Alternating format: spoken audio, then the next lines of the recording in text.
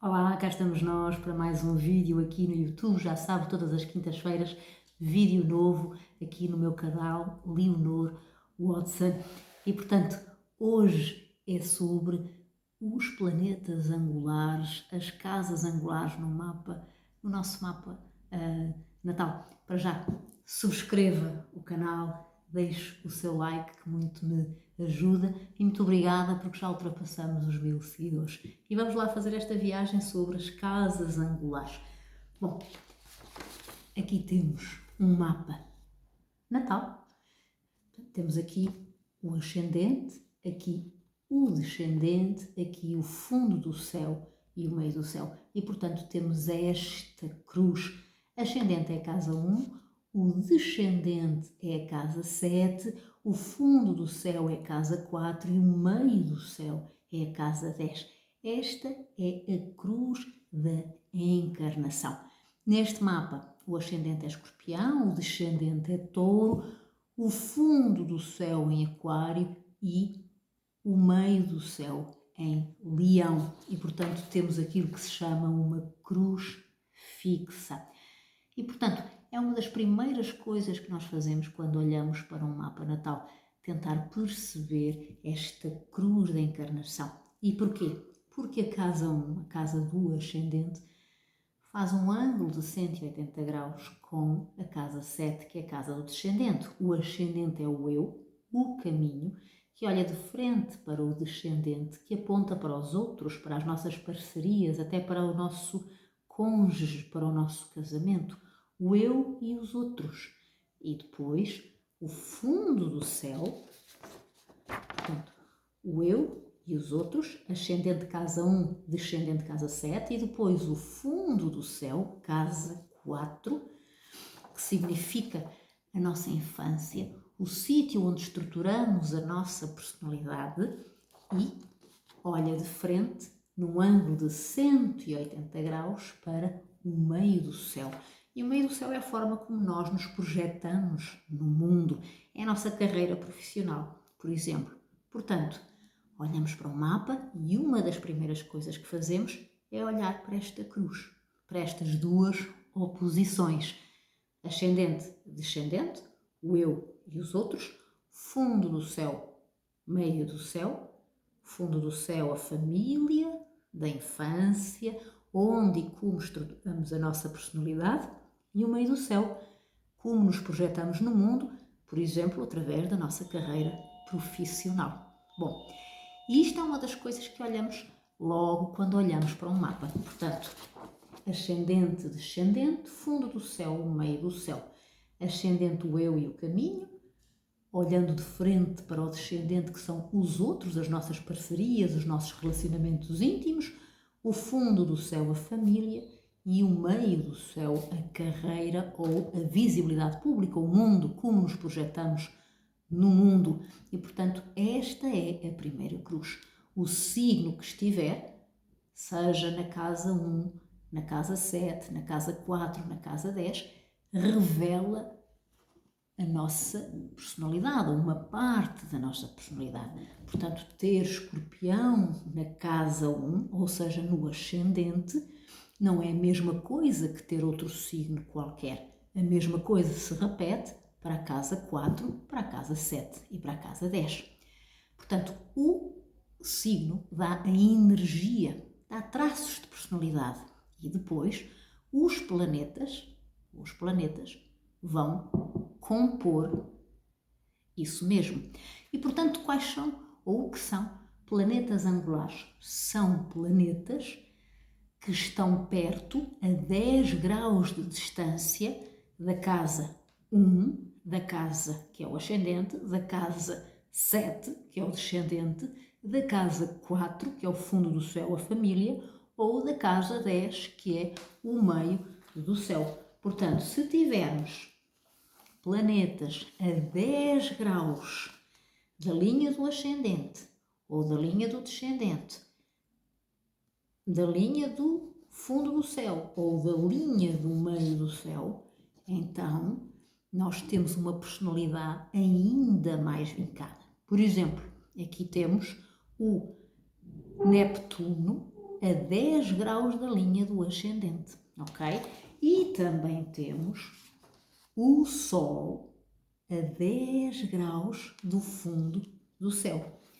E, portanto, o que são planetas angulares? São os planetas que fazem uma conjunção, ou se quiserem, que estão pertinho, uma conjunção, ou que estão a 10 graus da linha do ascendente, que é a casa 1, da linha do fundo do céu, que é a casa 4, da linha do descendente, que é a casa 7, ou da linha do início, do meio do céu, que é a casa 10.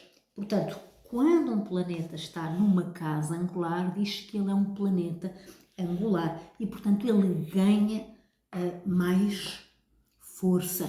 Ele encosta na nossa cruz da encarnação, naquelas duas oposições que revelam o eu e os outros, a nossa personalidade e a forma como nos projetamos no mundo. E, portanto, a nossa personalidade fica mais vincada. A energia daquele planeta que cai naquela casa e naquele signo fica bastante intensificada.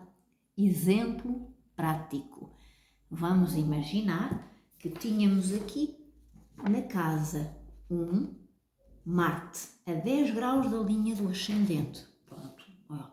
Marte na casa 1 é sempre uma energia guerreira. Cabe àquela pessoa que é muito independente, que é muito livre, que tem sempre muita iniciativa e que não admite intromissões naquilo que entende que é a sua liberdade e que é o seu caminho. Vamos imaginar que esta pessoa tem Mercúrio na casa 10. Ora, a casa 10 é a nossa projeção no mundo e Mercúrio é a comunicação. É alguém que seguramente trabalhará com a ferramenta da comunicação para poder chegar a um enorme número de pessoas. Mas vamos imaginar que na casa 10, a casa 10 é a visibilidade pública. É esta casa aqui. Vamos imaginar que aqui, em vez de ter Mercúrio, tinha Neptuno, que é o amor universal. Então, podemos estar na presença de alguém que tem um enorme papel ou um enorme poder de espalhar generosidade pelo mundo. É, por exemplo, o assistente social ou aquela pessoa que trabalha, vamos imaginar, nas Nações Unidas, no Departamento dos Direitos Humanos. Bom, agora vamos imaginar que a pessoa tem aqui, no fundo do céu, na casa 4, um Saturno. Ora, Saturno é o senhor do tempo, o senhor do karma, o senhor da limitação. Na casa 4, que é a casa da estruturação da nossa personalidade, vai indicar que a criança, porque a casa 4 fala do passado e, portanto, da infância, vai indicar que esta pessoa foi educada com alguma rigidez. E, portanto, a pessoa aprende desde criança a esperar a sua vez, aprende a lição da humildade. Porquê? Porque um dia esta criança, casa 4 mostra a infância, vai projetar-se no mundo, a casa 10. E normalmente só nos conseguimos projetar com algum sucesso ou o sucesso desejado na casa 10 depois de resolvidas as questões da casa 4. E daí termos duas oposições, ascendente-descendente, o eu olhando em interação para os outros, a casa 4, a nossa personalidade, o nosso passado, a nossa infância, olhando de frente para a nossa projeção no mundo, para o nosso futuro. E, portanto, a nossa relação com os outros tem muito que ver com o que somos tem muito que ver com a casa 4, como fomos educados, como fomos estruturados, e o nosso papel no mundo tem muito que ver com como nos projetamos, que tem muito que ver com aquilo que nos foi incutido na infância ou com aquilo que vivemos na infância. E daí dizer-se que estas são as casas angulares importantíssimas, são a grande cruz da encarnação. A 1 olha para a 7, o eu e os outros. A infância olha para a projeção no mundo e, portanto, é uma cruz. E os planetas angulares, quando caem nas casas angulares, casa 1, casa 7, casa 4, casa 10, assumem um papel muitíssimo importante e a sua energia fica ainda mais intensificada. Vamos imaginar um Vênus, o amor pessoal, na casa 7, que é a casa dos relacionamentos, é a casa, como eu disse, do outro. Casa 1 eu, casa 7 outro. Ora, uma casa 7 que seja visitada por Vênus, estamos na presença de alguém para quem o afeto, os relacionamentos afetivos são muito importantes.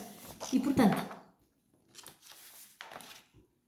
a cruz da encarnação mostra-nos de alguma forma, através dos signos que estão nas casas, casa 1, casa 7, casa 4 e casa 10, as energias com que temos de lidar, e depois os planetas que lá caem vão intensificar essas energias com as lições que eles próprios trazem de acordo com aquele que é o seu papel.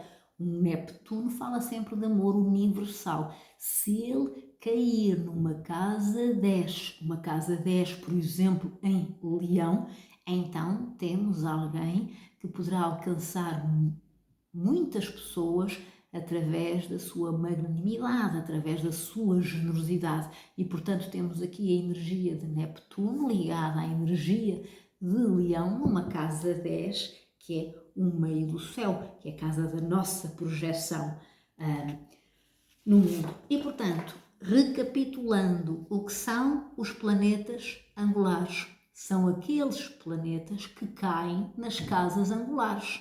E quais são as casas angulares? Casa 1, casa 7, o eu e os outros. Casa 4, a nossa infância. Casa 10, o nosso futuro, a projeção no mundo, a casa e o mundo, o eu e os outros.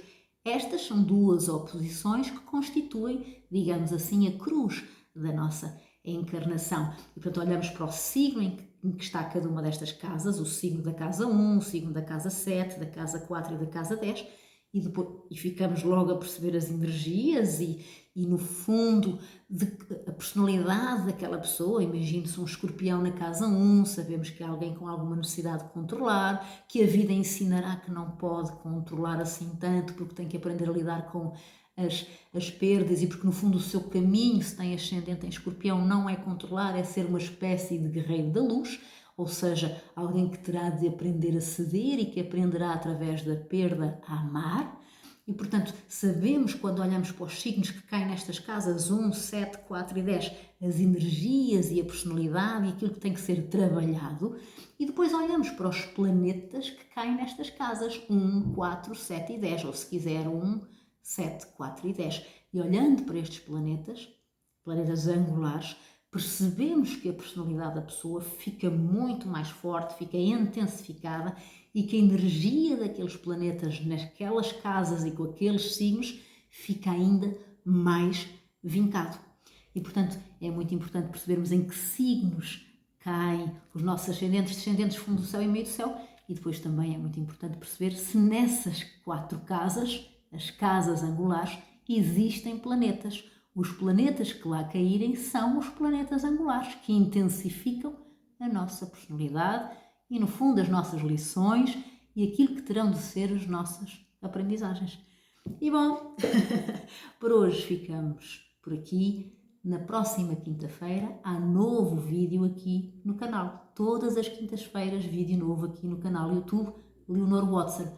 Um beijinho, até para a semana. Subscreva o canal, faça like. Muito obrigada, já vamos em 1000 subscritores. Um beijinho e até já!